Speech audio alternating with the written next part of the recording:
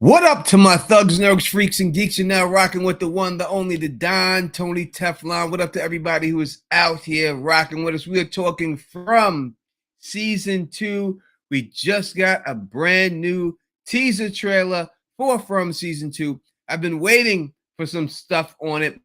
I've been dropping videos without these teaser trailers, but now that we have some stuff, we can get into this series. It's about to start next month. We might as well start getting into it and everything else. I drop videos every week on From, and I will do continuous live streams every week on From to keep it going and everything else. Phil the Issue Guy will be joining us in a little bit as soon as he can. So make sure that you can call in right now, 781-990-8509. You could drop a message, a voicemail about this teaser trailer. If you haven't seen it, I just dropped a breakdown video, a short version. You can go check that out. You can come back and you can watch it and you'll see the teaser trailer. I put the whole footage in there for you can see it, and I gave it and everything else. But I'm going to get everything out here. TNX says, I want a howdy doody on the show. Tony, you got to get, I will get him. I promise you that. You hear what I'm saying to you? I'm telling you, we'll have howdy doody on this show. That goddamn creepiest monster of them all. We'll have howdy doody on the show. We already have stuff set up with other actors on the show right now. So we will be having actors on the show, on the pregame show and everything else. So make sure that you just, you know what I mean? You stay, you hit that subscribe button, because the bottom line is this.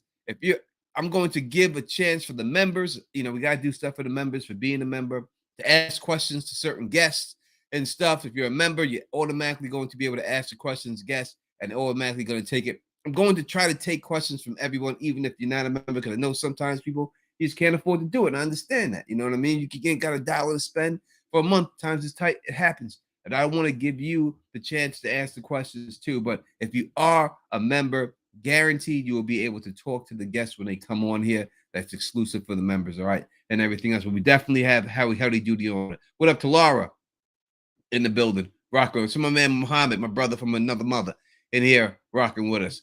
CA 1983 in the building. House of I got double click it so I can see your name. Sorry. Let's go here. It's so touchy, this thing. Yeah, House of Verncia. It says Verncella. I can't see that, man. It's too small. I honestly can't wait for season 2. So many unanswered questions and speculation.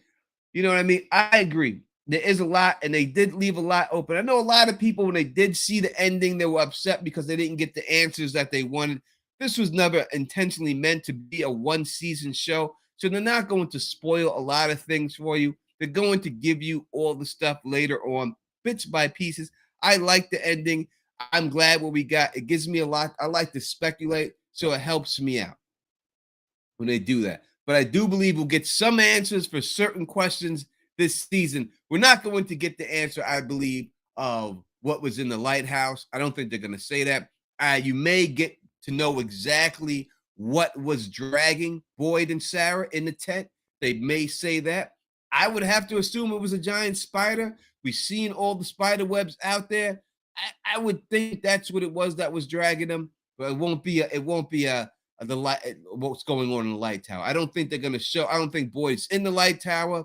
I think he's back in town. You can check out my Boyd video. I talked about a lot of that stuff in there and everything else. If people are just here because you love the channel and you have no idea what we're talking about From season 2. If you have not watched this show, then I suggest that you catch up right now. I would never steer you wrong. If I'm telling you it's a great show, then it's a great show. Without a shadow of a doubt, it's a great show. So definitely do it. What up to Michelle Hayes? I see it in there. Ray 8405 is in here. Luna is interested in the new people. The new people are very interesting. We get one shot from the new person. I'm gonna go through it all. I'm gonna break it down. I have the pictures right here on stream right here. We're gonna open the pictures up. I'm just waiting for Phil to get here to really go into it. But if he's not here in a little bit, we'll just start working on it.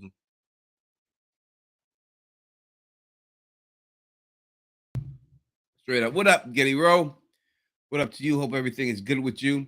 What up to everybody else who's joining us on this live stream, rocking with us? What up to Just? Happy Wednesday, everybody. Happy March. Yeah, first day of March.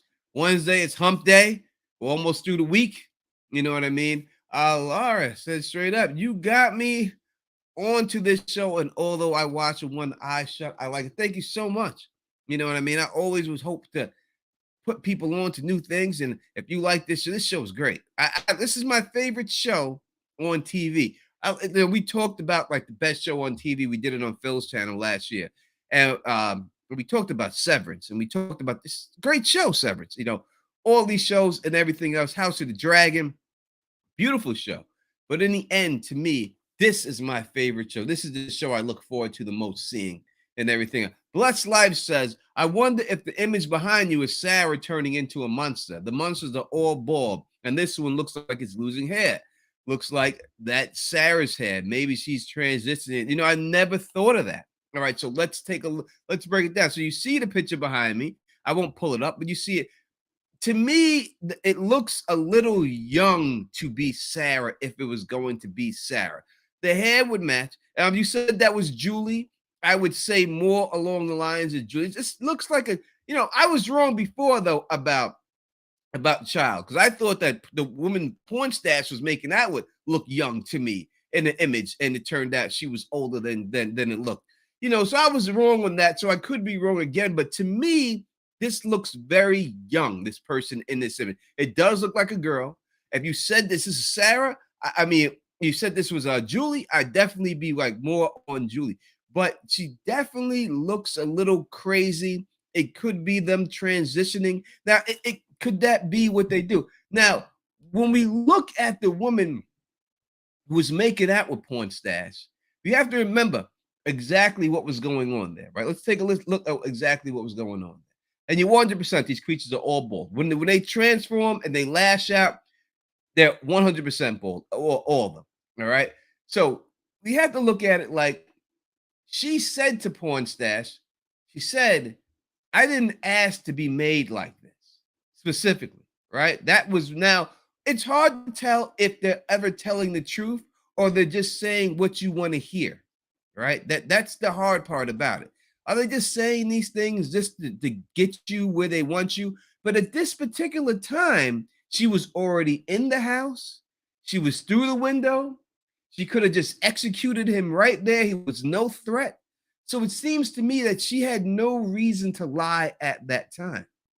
So when she said to him, you know, I didn't ask to be created like this, it says to me that she was created like this. So when you say that this could be someone being transformed into this creature, I do believe so. Now, I have been on the record from when this show had started that I believe that these are aliens.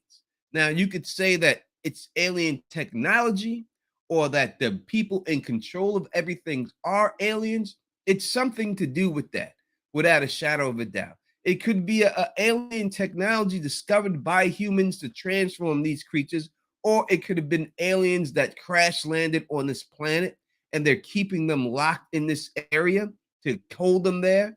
But it's definitely something going on with aliens without a shadow. I do not believe that this is mythological. I do not believe that this is magical at all.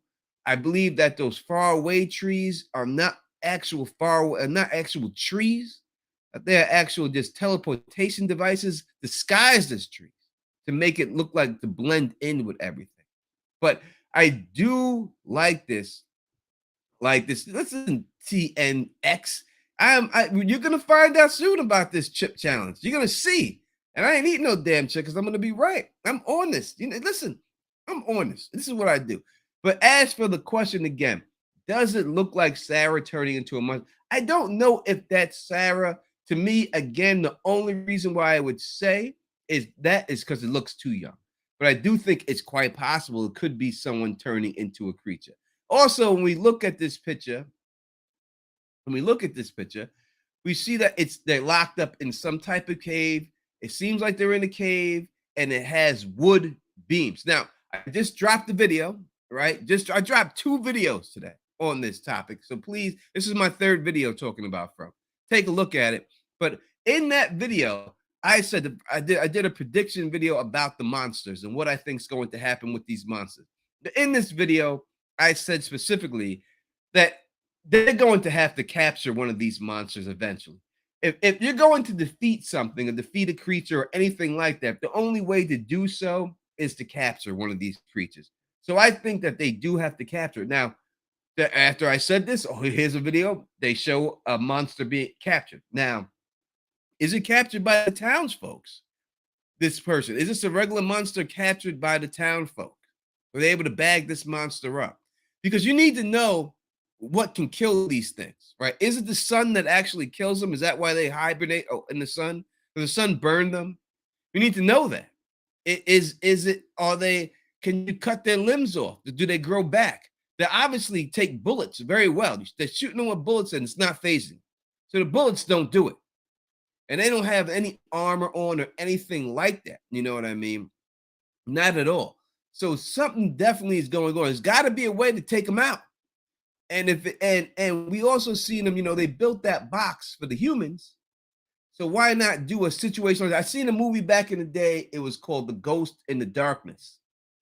And it was about them capturing. If you've never seen that movie, it's a really good movie. It's about these lions, true story too, about these these male lions that were going around killing people for sport in Africa. So they couldn't get the railroad going. So they brought in these expert hunters to try to kill them.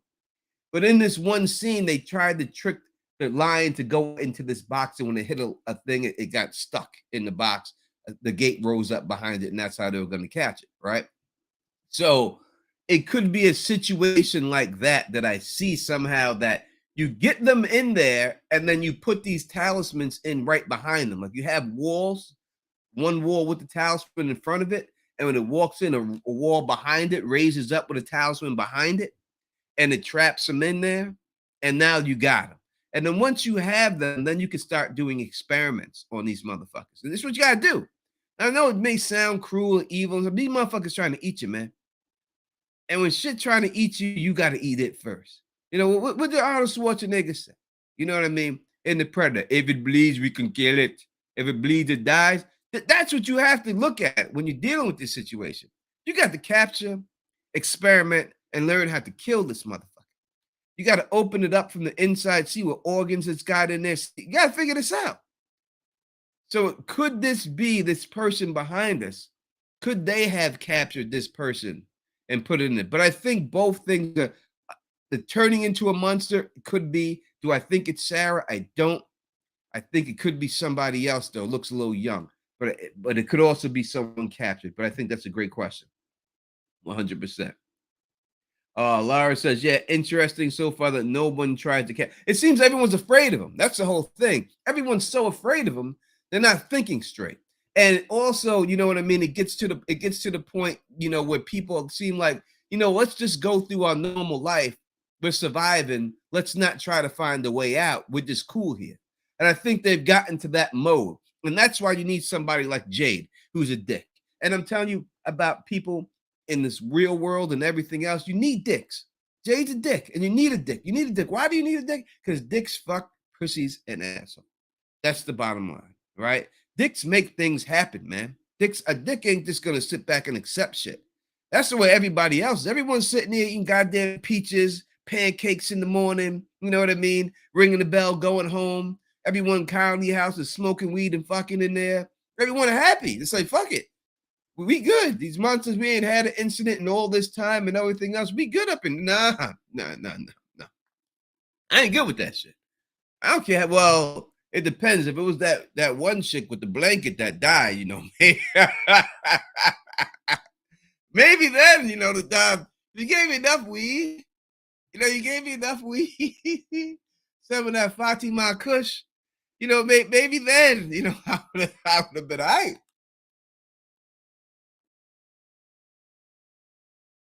Maybe that would have been the case. You know what I mean? Who knows? Who knows? But it would take something else like that. I'm so mad she died. Why'd she have to die? God damn it. They had so many other people they could have killed, but they got to kill her for. Damn it. I didn't like that one. Didn't like that. Again, we're still waiting for our boy to fill the issues, guys. But if you have a question, you know what I mean, and you want to call him, numbers on the curl on the bottom, 781-990-8509.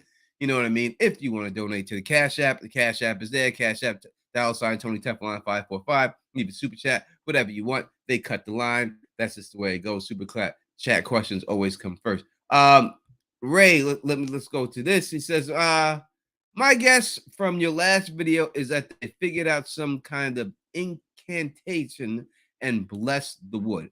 Now, it could be. I think I seen your comment on that video. I think I commented back.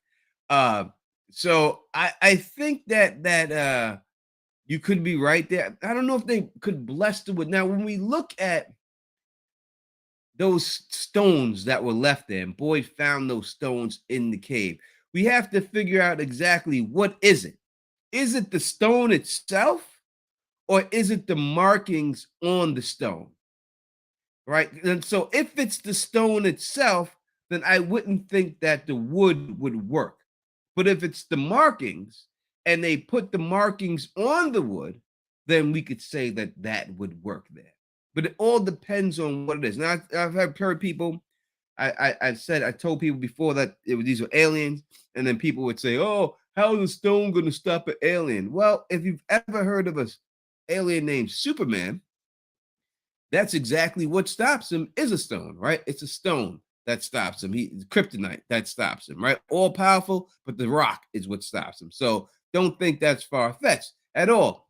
So I would think in the end it comes to, what is it in the end? Is it the stone, or is it the carving of the stone, or a little bit of both? That's what we need to figure out. We got a super chat here. Thank you so much from Luna. Truly appreciate that. She cuts the line, and it says, I wonder, has Victor interacted with the creature? He's only talked about the boy in white and the faraway trees. Wonder, does Victor have any? So we're going to have the actor Victor on. That has been just about set up. We'll have the actor on. Obviously, we can't ask some crazy questions, but he's definitely coming on the show. We'll have him on, so you have a chance to talk to him and stuff. When I look at what you say, interactive, I do not think he has interacted. Phil is here. We're waiting for him to set up, but he is here. Once he sets up, he'll come in. I think that when you're dealing with, he didn't realize that the boy in white was actually real. He thought it was a figment of his imagination, right? So it wasn't until Ethan came, and Ethan's the only other person up until that point that had interactions with the boy in white. That was it. And that's why Ethan was important for him, right? So the fact that that is the case, I would have to say he most likely didn't have any interactions with these creatures. I think the boy in white has kept him safe from these creatures the whole time, and that is the way it has gone, right? So that is my way I think it went down with him. I don't think he's interacted with him and the boy in white. Now, we see someone else in the trail. We're going to talk about it in a second, especially when Phil gets here. We're going to talk about it. But we see someone else. Now, there are certain things to interact with the boy in white. And the number one thing that we've seen is that whoever has a seizure interacts with the boy in white, right? Ethan had a seizure, interacts with the boy in white. Victor had a seizure, interacts with the boy in white. Sarah had a seizure, interact with the boy in white. And now we see a new black dude in the trailer have a seizure, and we can say that this person is most likely going to interact with the boy in white. Now, the thing about the thing about I think Phil is ready. That 1 second, almost there. But the thing about Sarah that makes her more important than all of them is that someone is actually sending Sarah messages to, right? So we don't know exactly what's going on there. You good, Phil? All right, let's bring on Phil, the issues guy. Wait a second. That is not how we do this, man. Why is it acting up like that? 1 second. Why is that there? This thing that stays in my way. There we go. Phil, the issues guy. Oh, thank you. You're good to be here. Good to talk to you, Tony. It's funny, on my stream on Sunday, I had the spider sense that we would be doing this week, I think I pre-announced without you even talking. I'm like, I'll be on live this week on Teflon TV talking about something. I wasn't sure what it was, but I'm excited to be here with you, Tony, and excited to get into this season of From.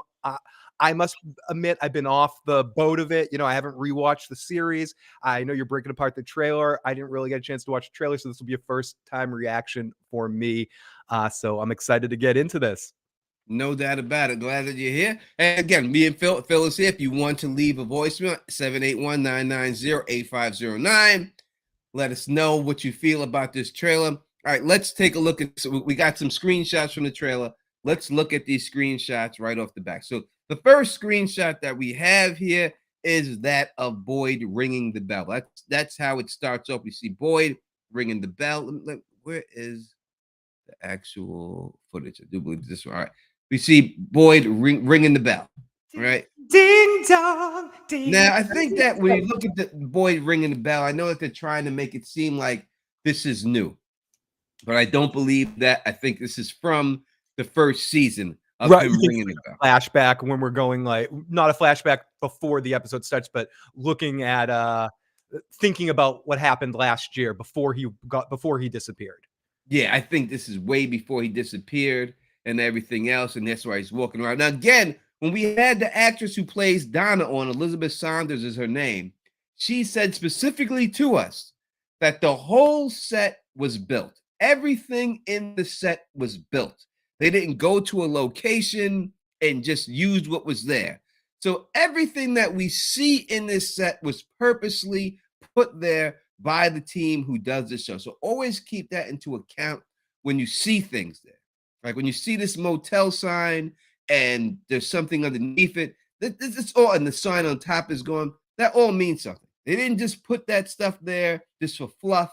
It's all there for a reason, right? So always think about that. Again, here's Boyd ringing the bell. I do believe that this is just a straight flashback and not a good one. And Tony, then, yep, go ahead. I was going to say, that's an excellent point that you made, though, about the about everything in the town means something, because a lot of times you'll get an area where you're filming in and a production team goes around looking for somewhere that looks like what they want to do, that has some sort of characteristics. Oh, the man in the mountain doesn't exist anymore, but we need some sort of mountain thing that looks like a man's face is in the mountain. Let's shoot this at the man in the mountain because we want that to symbolize something.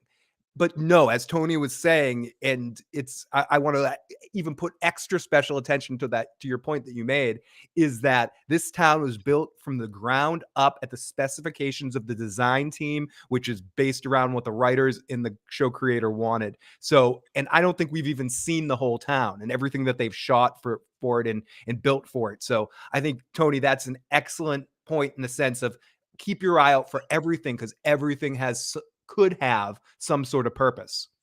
Yeah, no doubt about it, I believe. And then we come right up to this, and we see this is the scene that we seen when it ended. You seen the radio turn on, it played the song, and then after that, we got the bus pulling up. That's the bus with Kenny's girlfriend. I mean, no, Kenny's girlfriend's girlfriend on it. It's got to be, right?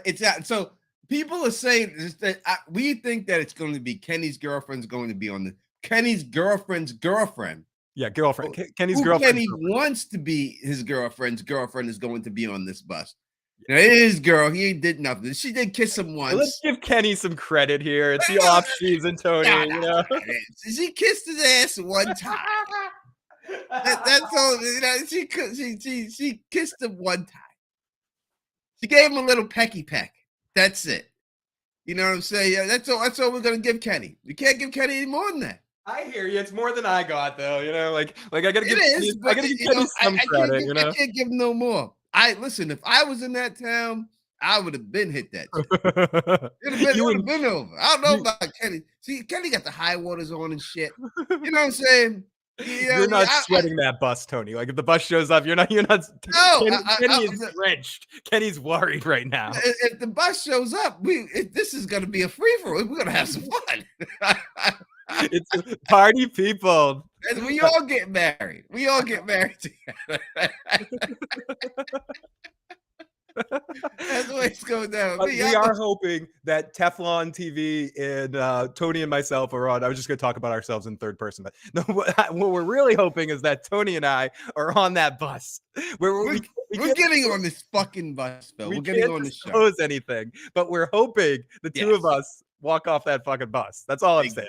Exactly. That no doubt about it. We will say no more, and We cannot say anymore. we cannot say anymore. We'll just keep it moving from there. Don't want anybody to think anything. All right. So we got. Let me go back. We do have a voicemail when you're ready from the if we need to. Ooh, it's from the We'll voice. take a look at the next scene. So this is the first scene of the people off of the bus. Okay, which one? Except for everyone, because that girl right here. I'm pointing at her with my mouse. Towards the one back, with the ponytail. You're saying? either that one or the one next to Michael Chiklis, the one in front of Chiklis that we can't really see. All right. But yeah, that girl. It's either that girl or the girl in the back, probably. Is Kenny's girlfriend's Girlfriend. Yeah, that's what I'm guessing. It's one of Poor Kenny. Poor Kenny. Kenny's nightmare is the one in front of Chiklis or the one behind Michael Schofield. One of the other. And if you look at this guy in the front and this guy back here, they look like they have the same shirt. This one's a long sleeve and one's a short sleeve. Yeah, and does that gentleman have his arm around the woman in front of him? So they're probably a couple. Yes, it probably does look like that too. And we got Kenny. It looks like, so we could tell that Boyd's not back yet because Kenny's holding down the fort, right? So if Boyd was back, it'd be there, but it's Kenny in front and center right now. So we got to assume that at this point, when the show first starts, this has to be episode 1. Yeah, it does. We And got Leisure Suit Larry in the front top left. Look at that dude. He's got the V-neck. He's got the couple of buttons. He's got the 70s shirt on, the mullet hair, the Eugene, the Walking Dead hair. Suit. What are you doing, Leisure? He's wearing the leisure suit, or at least the shirt for it. Sorry. Without a shadow of doubt. All right, let's take that voicemail. Let's take that first call.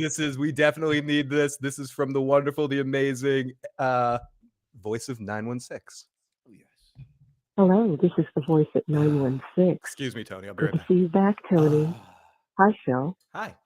My question is, when season 1 ended, we saw Boyd trapped in some sort of concrete cell, something like that. But we also saw Tabitha walking up a spiral staircase with stone around her as well. And while she was walking up, she saw her husband, Jim, hanging upside down. Do you have any predictions for any of those scenarios? Why they're there? What put them there? What's going to happen with them? Good question. I'm interested in your thoughts. Thank you. Talk to you later. I certainly do. Thank you so much for that. Tony. Let's go into this mode so we can see us a little bit better while we do that. So yeah, I definitely have thoughts on that situation. All right, so let's go through it. So Tabitha walking up the spiral staircase looks more like the lighthouse. It's that. Yeah, that's got to be the lighthouse, right? I don't want to do that. She's walking up the lighthouse steps. Yep. And Boyd, as we've said, you said in a metal cell. I don't know why I think this, and maybe this connects to something you said at the end of the season, so it's triggering in my brain. I think he's in a tree, whether that tree is secured from the inside with some metal bearings, that it was made specifically as sort of like a tree cell. I feel like the boy put him in the tree to protect him. That in that moment, if I'm remembering the scene again, it's been a while. I think they were running, and he knew he was going to die. And if he stayed out there because of the bites and everything, if he wasn't secured in a location, he wouldn't have been able to take care of himself. And he sort of magic blipped him in the middle of a tree. Yeah, so I think that Tabitha is walking up the steps of the lighthouse. When she walks up the steps of the lighthouse, interesting thing is that what she walks past. I have to go back. I did a whole video on it, but you have to go look at the stuff that she's walking past. I know one of the things is the finger puppets that her daughter and the son was playing. If you go back to the finger puppets when they were playing on it, they said that one of the finger puppets got eaten by a monster and died, and that was the thing that Julie was teasing him about and everything else. All right. So that would be that next thing that she talked. What else did she talk about besides Tabitha going up? Oh, Uh, her husband hanging her husband, upside Jim. down Yep. when she reached the top. If you look at that scene, the way he's hanging upside down, he has a dream when he's inside the trailer when Ethan is first there, right? And he gets impaled by the wood. He has a dream that he's in there, and in his dream, a creature comes through the top of the RV in that same manner that he was hanging upside down in the same position. Also, in hanging upside down, we see Jade when he had his vision of the Confederate soldiers hanging upside down, being hung in the Oh. tree when they were holding him down. So now we have the tree, we have the Confederate soldiers being hung in the blood, being hung, it looked like some type of weirwood sacrifice. If you're a Game of Thrones fan, this is what it reminded me of, what it would actually look like. You're that good was at this, Tony. the best, huh? You're good at this. That boy's good. That boy's good right there. That boy's good. He's got talent. He's got talent. He got talent. That boy got talent right there. So you But look I'm at that, you see those whole things. Also inside that tree, when we see him boy with the tree, it also had a date in that tree. And when he looked inside that, now I did this in a prior video, I looked up that date that was put in there, that was inside that bottle. And that date, on that date, if you go back in history, the real life history, there was an alien sighting abduction back in that day. All right. And that was there at that Is this thing. our first alien drop of the night? It's the first alien drop of the night. So I want to get a pal. That's what that means to me. Thank you for the call. I truly appreciate hearing your voice all the time. 100%. And the fact that you watch all these shows that we watch and you always support the channel. Thank you so much. You bring so much to the channel and everything else. But yeah, that is what I think it is. And I think that, Boyd is if it's anything, he's in the chimney, most likely in town. He's probably stuck inside of a chimney in town. I think that's how he gets back into town. I think that they're gonna capture Sarah. We got a picture of Sarah. We'll talk about Sarah when we get. Do you think the boy in white is what transported him there, though? I think he's in the tree. You think he's maybe in the chimney, but do you think it was the boy in white that did a little, zippity zip, magic to zap him there or something? Yeah, I don't think it's magic. I think it's a transportation. It's science. You think it's okay? And we talked about this before. There's an episode of Star Trek: The Next Generation where Picard encounters this alien creature that has this whole planet convinced that she's a god because she's doing all this stuff, and Picard's like, "I figured out that everything this person's doing they can do with science, just in a different way." And they basically, and then Picard repeats all the things she's doing, and they're like, "You're a god too," and he's like, "No, none of us are gods. It's effing science." So ultimately what you're saying is some of the things that we're seeing on the show that seem like that they're magic, you're thinking is just the high-end science from the aliens that have a just a higher level of technology, so that can make things that may look like magic to the humans or us watching, and it's actually just explained somewhat in science, they beamed them up, they Scotty beamed him somewhere. It was as like a transporter. Exactly. That's what I think it is. And in the end, magic is just undiscovered science, right? So in the end, that's what I think. Oh wow! It says what it is now in the super chat description on the screen. It actually says Hippo character applauds while nodding approval. Oh, I didn't know what that was. Yeah, that's a sticker. He didn't say anything. He sent the sticker. Now it's describing the sticker. Good update. That is a good update. I was like, what is this? Yeah, what is someone I see the super chat. Thank you for the super chat, Steve. I truly appreciate it. I seen the super chat. And I was like, wait, what does this mean? Yeah, you're like, I didn't know how to answer the question. I was like, I don't know how to do this. But now I know it's a hippo sticker and everything else. And that's the way it was. Yeah, so I think it's a situation like that. I think that the boy in white could be now. We're going to get to a picture. We talked a little bit about it earlier. But I think it leads credence to what people were talking about a little bit earlier. So let's move to the next slide that we have here. It's on this over here. All right, let's move to the next one.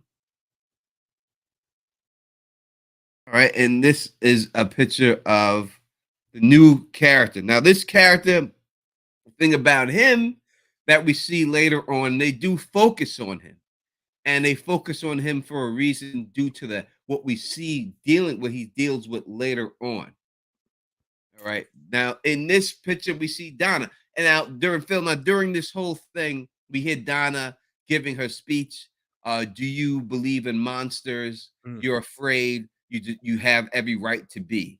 So I think that Donna could be delivering this speech to the new people. I think she's delivered this speech many a times.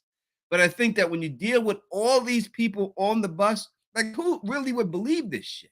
You know what I mean? If you go to somebody and they're telling you, listen, you're gonna get eaten alive, it's gonna be hard to do that. And thank you for Guy Ritchie 8, who just became a member of Teflon TV.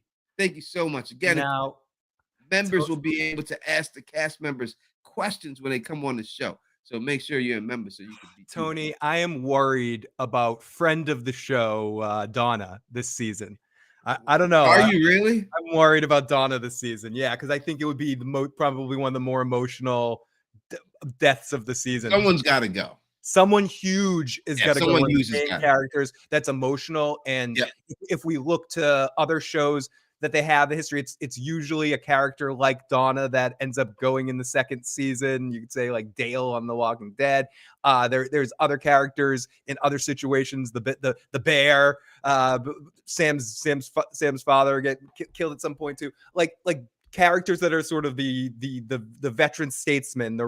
I think she passes and then Fatima takes over the house completely. Well, it's either her, Fatima, Ellis is it's one of them. I'm with you. It's one of them are going this season. Yeah, one of them died this season. There's no doubt in my mind that one of them are going to die. I hope it's not her. But although if she is out, I'm sure she'll just join our podcast. Like if she has, she'll be on every week. She'll be on every week talking about the show. We can get her. We can get her back ASAP. Yeah, she loves us and we love her. Yeah, we can talk to her forever. Luna, she says, who was on the radio? I don't know if we've seen that person yet. I know a lot of people want to say that it was the guy from the bar. It sounded an awful lot like him. At least it did. You said this at the time, and I'm not sure. Again, I might be making things up, Tony. So if I'm projecting something onto you that you said, feel free to say, no, fuck you, I didn't say that. But did you put it out there that maybe it was two people that like the first part, like if you listen to the conversation, the first voice sounds different than the second voice? And I think the first voice definitely sounds like the guy in the bar, but the second voice sounds different. The second voice almost sounds like Mike from Breaking Bad a little bit. So I don't know. And I don't know if you said that in my memory you did, but it was a long time ago. I did say that it sounded like two different people on it. And I did say the one person did sound like the dude in the bar because he didn't. And he didn't want any part of it. He wouldn't go up there. He was away from it. When they found the radio in the bar, right? Yep. They took it from out there. So he is 100% connected towards it. When you had now I can't think of the dude's name. But when he walked in there with Jade, when he goes in there to the bar, he talks to the guy about the radio and everything else too. So a lot of things point to it being that he's a spy. We know that there's going to be at least one spy in there that's down with it. So it does look like he could be. I mean, it's hard. If I had to pick, I definitely would pick the dude in the bar. Is the one to do it. But that I can't. Maybe could be the other voice. Maybe something else. Yeah, and I mean, it does seem like it's whoever. This is the obvious. This is the mind like a steel trap. It's whoever's keeping him there. Whoever's keeping him there is. I agree. That had the shell is just fucking with them. Whoever's watching them, I tend to think whether it's aliens or whether it's something else, they're in some sort of bubble with some people watching them in an experiment of some kind. And it's the people talking to them almost like they're children trying to break out of breaking out of like the nursery home or something like that. Like it's okay, kids. No, that you go back in here. You're so cute. The way you built those blocks up to the window. Come on down. You're not getting out. And it seemed very talking to them like they're subjects, like they're toys in the way that the voice was happening.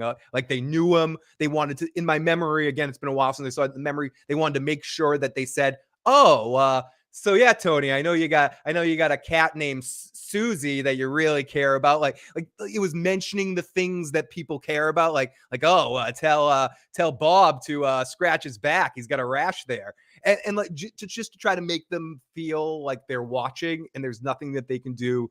So it seemed almost definitely like someone fucking with them. But I guess the other side of that, Tony, is could it be someone from town intercepting the signal and just fucking with them, trolling? It could be both, but you also got to remember that, Tabitha, the bracelet she made is there. Why is that bracelet there? Yeah. It's the exact same bracelet. Did they duplicate the bracelet and put it there? Did they know she was going to go in there and find the bracelet? That's why they put it there. What's the significance of that bracelet being put there and everything else? Unless to say there's some type of time travel situation going on in here too. It's tough. It's tough. I mean, you said it. We talked about this a lot before with what genre is this series considered? Horror, sci-fi, right? That's what it was listed as? Yes. It does have the sci-fi thing listed there, and we have yet to see how this is science fiction. So far, I'd say it gears more towards horror and then just drama. Like I describe this show to people I'm trying to get into it, a cross between early Walking Dead and early Lost. Like when both those shows were awesome at the top form, this show feels like a hybrid of both shows. And I guess Lost was a little sci-fi-ish, but we haven't really got too far down that rabbit hole. I'm sure people can disagree with me, and we feel free to do it, but I'm curious to see that part become more of a part in this next season. No doubt. Next picture that we see is that black guy that they focused on having a seizure right next to the bus. And if you look at the picture here, we see Kenny's there. We can see that Julie is there. And we see the chick he's trying to sleep with is there. So we have this dude having a seizure right there outside the bus. Now we know, again, everyone that we have seen have a seizure has had connections with the boy in white or something else. So again, Victor had a seizure. Victor was able to talk to the boy in white. Ethan had a seizure. He was able to talk to the boy in white. Sarah had a seizure. She was able to communicate with the boy in white. And listen, not only was Sarah, so Sarah's special because she also has voices being sent to her that other people don't have, right? She had a woman's voice that sounded just like Boyd's wife that told him to go back, right? She said specifically that wasn't the voice she heard before. Sarah also had the voice that said, "Listen, if you kill Ethan, you can all go home." They wanted Ethan dead. Yep. They said, "You kill him, you can all go home," right? So Sarah has all these voices, and not only does she have that, she has some type of exorcist shit going on with her skin that they're leaving her messages with her skin, right? Saying, "Kill the boy in the skin." How are they able to manipulate her skin to put that message in her? And it hurts her when that message comes on home. Imagine if that's how they have to communicate with her, with the others in the timeline. Like they have to communicate by drawing scars. And Sarah, that's just it's just all like Boyd has to do that too. He's like, "Listen, I got a message. Turn over." And yes, Jackie C is asking if that's a nude dude. He's not nude, but he is new. He is new. Maybe we don't know. We haven't seen the season yet. He may be nude in the season. Maybe, sir. Maybe, sir. Elamar's in the building, rocking with us. Thank you so much, Elamar, for coming in here. And Elamar is usually a part of the podcast when we do this. She loves the gore and stuff. Hopefully, she'll be able to join us when the season starts. Craig says, "I teach homeschool. The actor who plays the boy in white he teaches homeschool. The actor who plays the boy in white, and everything is so tight-lipped." Are you serious about that, Craig Mack? I'm a gullible person, but yeah, it's Craig Mack. Wait a second now. Craig Mack, are you really the teacher of the boy in white?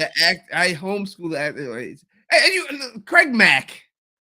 I was born on a day, but I wasn't born yesterday. But are you kicking flavor in our ear? Is that what's going on here? Don't you want to believe him, Tony? I do want to believe Craig Mack, but I don't know if he's kicking that brand new flavor in my ear right now. You know, members of the show actually have watched us. So it's possible. Yeah. Yes, we know that. We definitely know that We know a couple members of of the people show, have watched it us. was admitted to us that they watch our show, and they like watching our show because they are in the dark about everything too. So they like to see our predictions. Yeah, they like to hear your predictions and stuff about what's and gonna all that. So Craig Mack is saying yes 100%. Listen, Craig Okay, Mack. let's choose to believe We're Craig. gonna believe Craig Mack. Craig Mack, hit me up, Teflon TV. Hit me up on my email. We're gonna talk about this shit. We're But gonna have yes, Craig. We're gonna have you on the channel, Craig Mack. Not that we're gonna try to get anything out of you, or anything, but we're gonna have you on, no, Craig. we want a sample of the homeschool plan that the boy in white gets. He says, says, I'm from Interesting. Halifax, Nova Scotia. Go look up Vox. What is Vox? Vox is like from fucking Homelander and them and shit, right? Isn't that what Vox is? Heck. Hey, oh, yeah, All right, he said he will. All right, he said he will. All right, That's we're gonna have Vought. you on, Craig. Tony, that's Vought. That's Vox. I'm It sorry. took me a second though. It took me a second. I'm like, Yeah. is it? Yeah, hit my email up, Craig Mack, or hit me up. Hit me on my email up, TonyTeflon1 I mean, at gmail. I do have to say that's a pretty professional headshot. I buy. He's a teacher. Is it? I can't see. It's too small. My eyes. I Yeah, can't see. it's a good professional headshot. We say Vox, the boy in white. All right, listen, definitely hit me up, Craig. Craig, we believe in you, Craig Mack. We believe in you. And I swear to you, I'm not going to ask you anything. Yeah, we're not gonna. Yeah, No, I would never do anything to jeopardize your job or anything else like that, and everything else. we've had two of the actors on, and we stayed respectful to those kinds of questions. Yes, you can ask them exactly. They've been on the channel, and you can ask them that. We don't do nothing like that. That's not Steve. I like to figure this shit out on my own. I don't want no damn insight. Don't tell me shit. It makes it more fun, especially in shows like this, the mystery box. Now look, we got Blessed Life saying, "Come on your show." I homeschool Easton. Hey, I taught swimming lessons to Julie. Get me.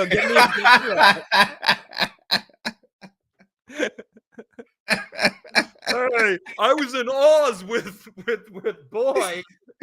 Yeah, me and Harold, we were in Oz together. We're in Oz together. We were in Oz together. I was in his cell. I was in celly with him and Busmalis.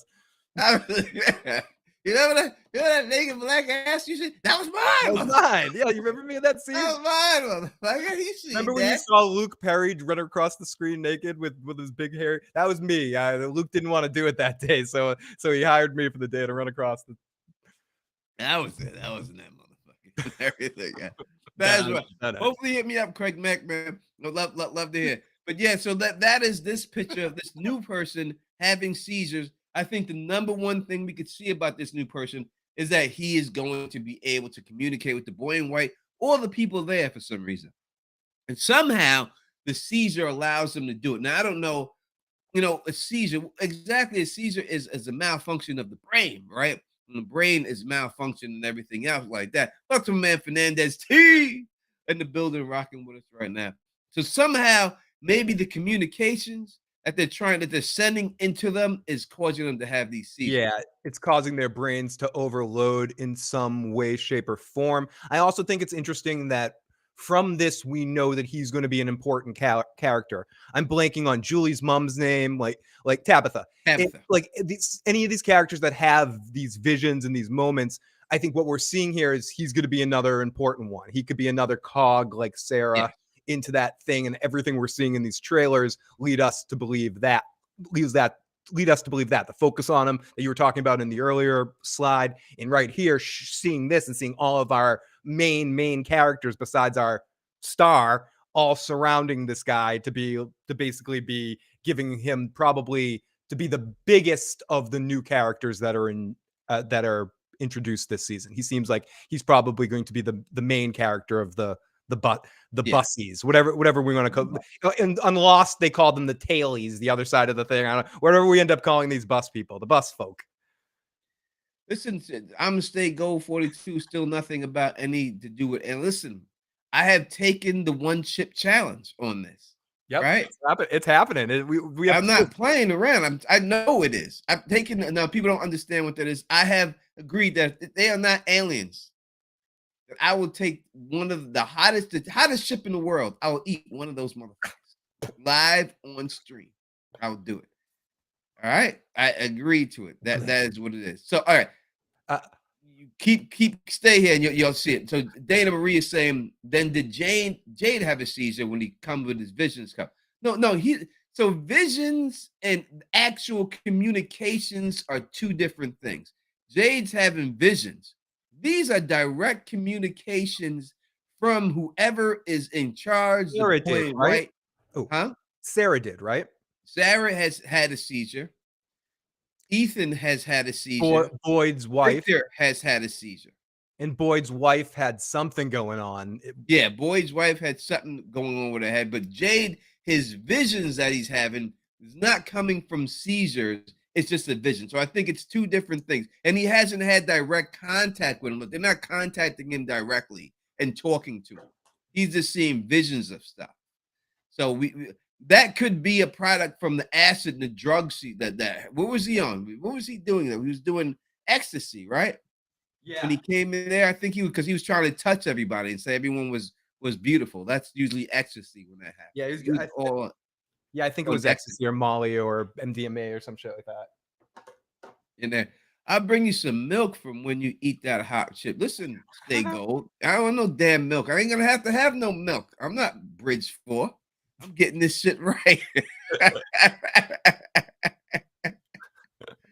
I'm getting this right. All right, let's go to the next picture in this.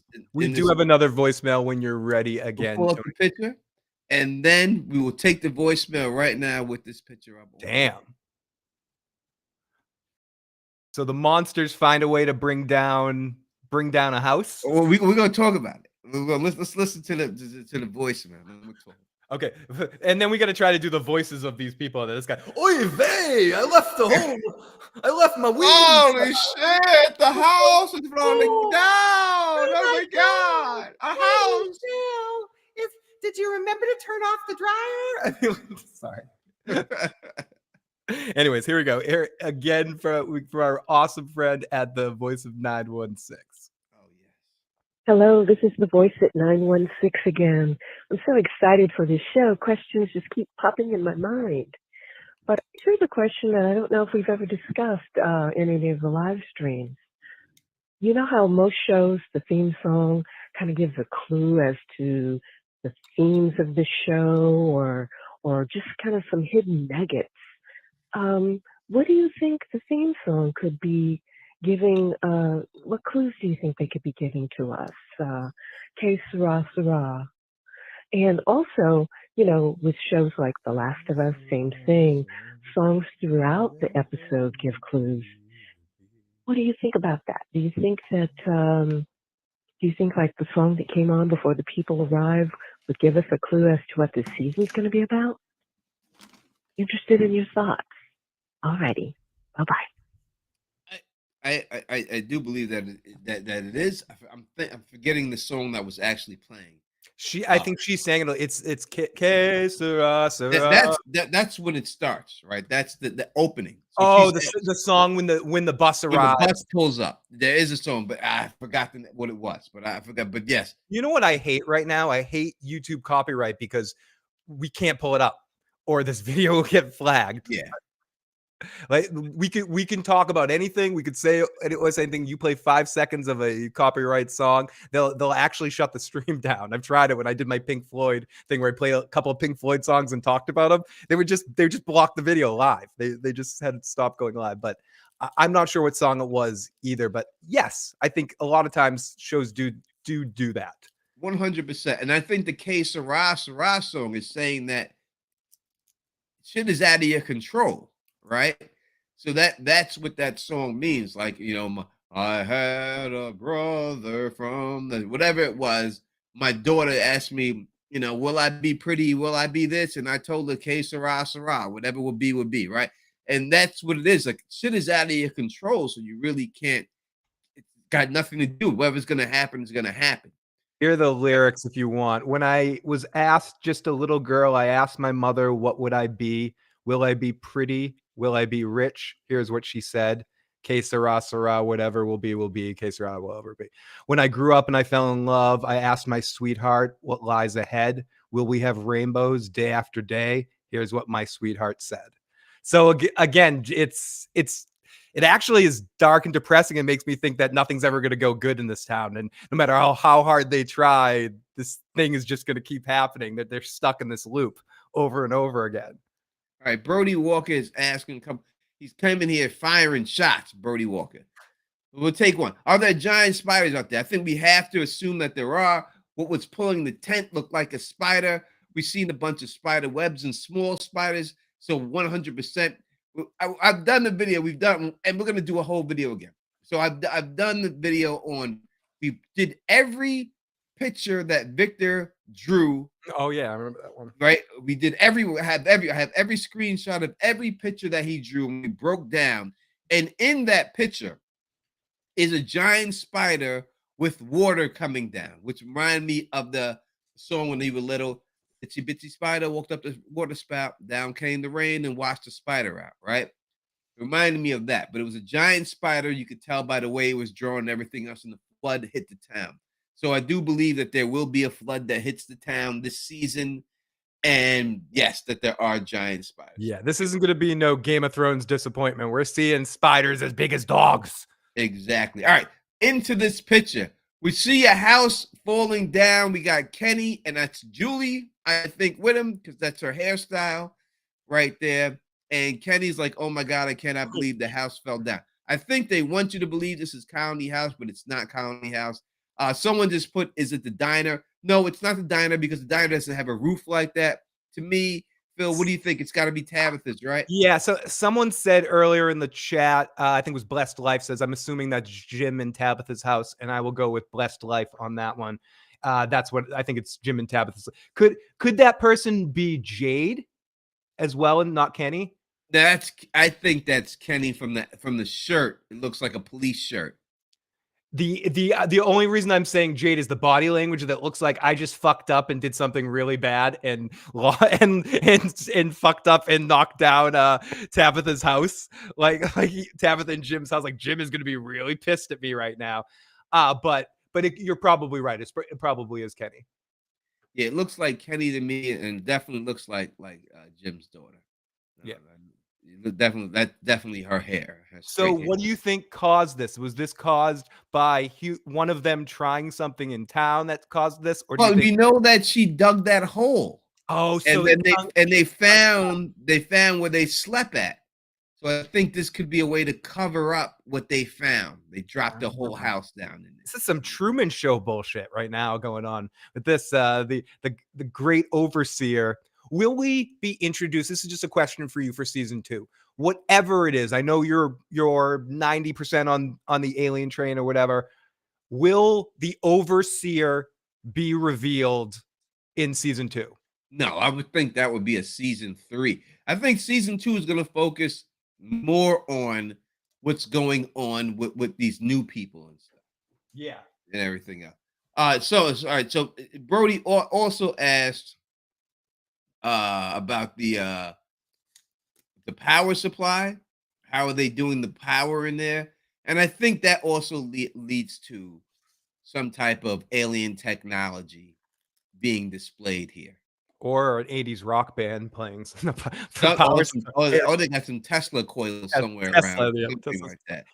Again, if you want to call in and be like the voice, the only voice that matters, do call in. We want you to call in 781-990-8509. It's numbers on there. Call in and leave us a question. We love to hear from you. We love to hear your voices and everything else. So definitely do that. So yeah, I think that's what's going on. I think it's because Kenny's the guy to put his hands on his head and say, "Oh my God, Jade ain't doing that shit." You know what I'm saying? Jade ain't in that shit. He's just like, "Oh, the house went down by." Unless he was at fault, then they'd be like, Jim's gonna be pissed. Yeah, but I think that's what it is. I think we have to go with that because she found out she went too far, found out where they sleeping at, so they had to cover that shit up. Yeah, that definitely makes sense. All right, so we'll go on to the next slide that we got then. I mean, you got a slide there. Yes, there was one. It was dark though. It was too dark, right? You see it? Yeah, you can see it's Jim, right? It's Jim. Yeah, that's Jim. It's hard for me to Look, see, but that's Jim. it's Jim looking for Tabitha because it looks like they're down in the hole after something was someone else is there holding a broken piece of wood. So it seems like Jim looks really scared. So I'm going to go on board that this is him looking for Tabitha. Tabitha's still missing. He's looking down the hole trying to figure out where the fuck she went. Yeah, I agree with you 100%. And this is what causes the house to fall down after. Exactly. It's either right before or after digging. No, it has to be right before. You're right. Like whatever he's doing here might cause the house to collapse on itself, and then he's forced to retreat in the hole.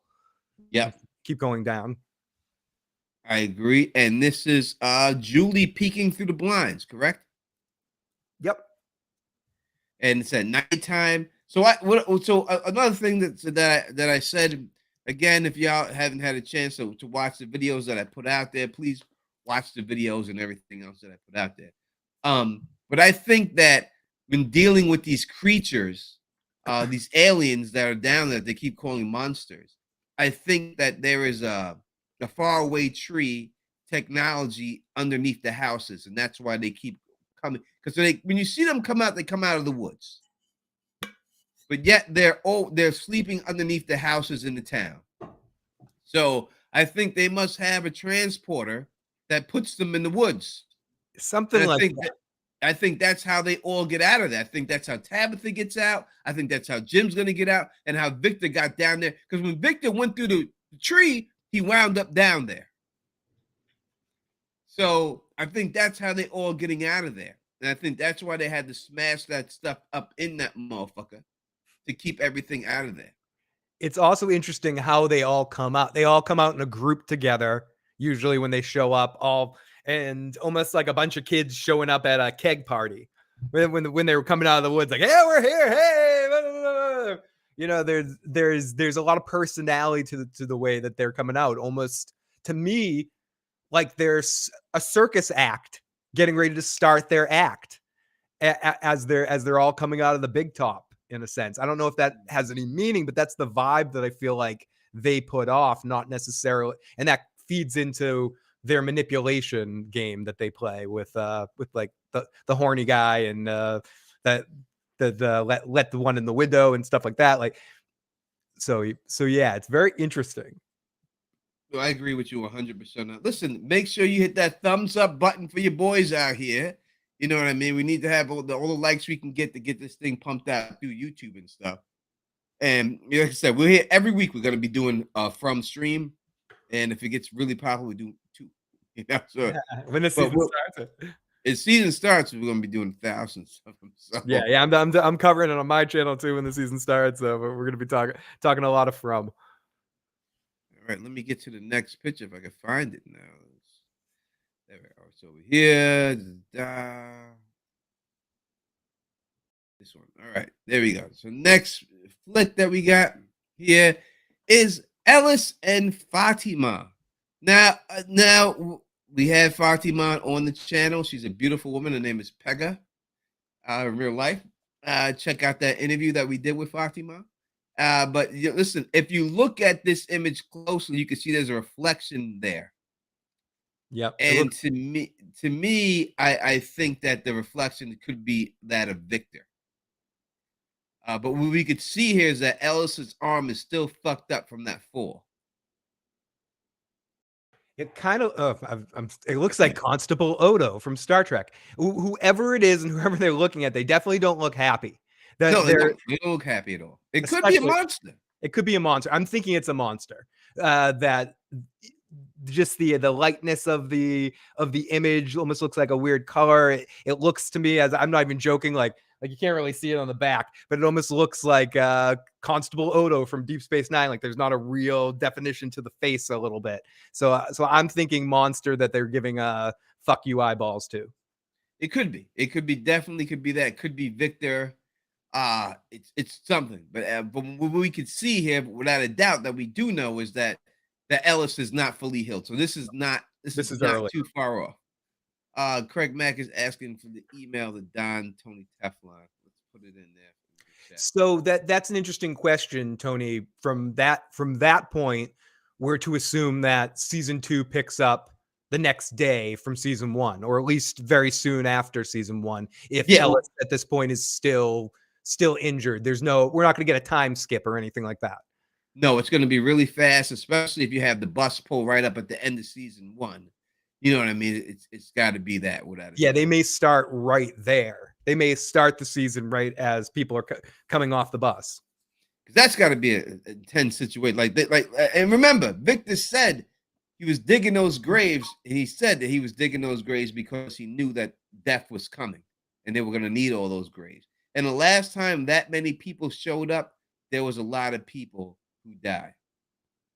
And that's just what it is. You know what I mean? So, I mean, we've gone over that before. Does the town have some sort of, when 7 people arrive, 7 people got to die, or when 7 people die, 7 people arrive? Is there only a set number of people that can stay in the town at one point in time? These are all questions that were raised by people during the season, especially when that bus showed up. Is the amount of people on that bus going to be the same amount of people that died in season 1? A lot of people are going to die this season. Yeah, I think so too. I think this is going to be, they're going to up the horror aspect this season is what I'm thinking. Yeah, there's going to be a lot of people dying this season without a shadow of a doubt. We're going to see a lot of death without a shadow of a doubt. And speaking of death, here's a little skinny woman that don't mind killing motherfuckers. Nope. And that is Sarah. Sarah has killed more motherfuckers in this show than anyone other than the monster. She's killed everybody she could. She killed a brother by accident. We can say it's by accident. She killed Toby, right? She stabbed Toby up and killed Toby. Toby, isn't Jade's? Is that the name of the kid that was killed fell off the Jim's kid in Tabitha? Was that named Toby too? Was it? I think it was. I'm not positive about that. Fernandez says, I can't wait for From was a show for us Teflon fans. I feel like it's our own personal show. It is our show. You're 100%. That's our show. This is our thing. This is what we do here on this channel. You know what I mean? But we're going to watch what happens. This show's going to get big, and then everyone's going to start covering it. And remember who covered it first, though, before it was big. But it's going to get big. It deserves to be big. And I won't hate on it when it gets big, or hate on people, because it deserves to be, because it's a really good show. But I do believe that what was the kid's name? I think the kid's name was Toby. I don't even know how to look. I was thinking, I don't even know how to look that up. I was thinking about trying to look that up. I'm like, I don't even know how to look that up. Because he was, it's got to be Toby. The kid, I know the guy's name is Toby, but I think her kid's name may have been Toby too. That got killed there. Was it Toby? I don't know. It may be. But yeah, Sarah is definitely stabby. I ain't fucking with Sarah. You know, Sarah, you can't sleep around her. You know what I mean? Because Sarah is the type of chick that kill you. You know what I mean? I can't be around no girl like that. That'll kill your ass. Go to sleep, you wake up, you're dead. You don't wake up. You got to chain her up before you. You got to chain Sarah's ass. She sleeps 6 feet above the covers, and she's like, I have to have like Dorito chips underneath her feet. I got to hear everything. Every crackle, you'll be like Joel leaving the glass around, so you hear her walking around. Yeah, I don't trust that chick. Especially look at the picture of her. The picture they give her. But what we can see from this picture, it does look like she's back in town in this picture. Yeah. So if she does get back to town and Boyd is not there, I'm doing the Sarah video. That's my next video. So I'm giving some of this stuff away. But it must be that Sarah, they may try to box her up. They may think she killed Boyd. Oh yeah, they're putting her in jail. This is her probably in a jail cell, right? Yeah, I would think something's bad's happening. They have to. She already should have been dead. If Father Costry didn't save her, she's already supposed to be dead. Yeah, think about just for the Ethan situation. Yeah, and think about the whole situation, like you were saying. If she shows back up at town after leaving with Boyd in that situation without Boyd and says, "Oh, Boyd just magically disappeared. I don't know where he went. I'm back." People are gonna be like, "Fuck you! You murdered him. You're gone." And she's gonna be put right back in the cell and maybe put up for execution or something. Like everyone's just gonna think she killed Boyd. Yeah, they're gonna think until Boyd comes out and says, "No, she saved my life." Yep. And you then know. she's going to be reintegrated into the That's town. how she gets back in. But still gonna be they're not gonna like her because she tried to kill Ethan. Yeah. And that's just the bottom line, and everything else, unless they start spilling the beans on the stuff that she's seeing and stuff. Yeah, but that kid talks a lot, so He I'm does. kidding. I mean, I'm kidding. I'm kidding. I love you, Ethan. I love you, Ethan. All right, this next picture, what is? I can't see it. Is that Jade wearing a kitty shirt? Yes, that's Jade. Smoking too much Scared weed from Colony House. Scared to death. Now, in this picture with Jade, Jade's has grown his beard out a little bit, so it looks like it's a little bit later on compared because his beard was not that thick in season. No, and his hair is longer, and he looks like he's been again smoking a lot, and He looks scared to death. Yep, super scared. He looks scared, and it looks like and listen, we had the Freudian's cat situation with him, right? That was the big thing that he had in the bar about Freudian's cat. That was the whole thing about it, right? And now you see him with a shirt with cats.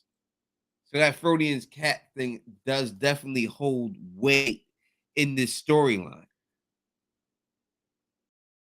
He is an interesting character to me in the sense of, in a weird way, he's a default kind of hero at times and an adversary at times, because regardless of what his agenda will be going through, it will dictate his mode. Did you say you got to run for a second? Yeah, I got to run. Cool. I'll get into the live chat here. Exit night, enter night, take my hand off to Never Neverland. He does. He looks like he's hanging out at the back of a club, listening to a band, just hanging out there. But hey, dude, you see that cat shirt? Did he take someone slip him some microdosing psilocybin? I probably think so.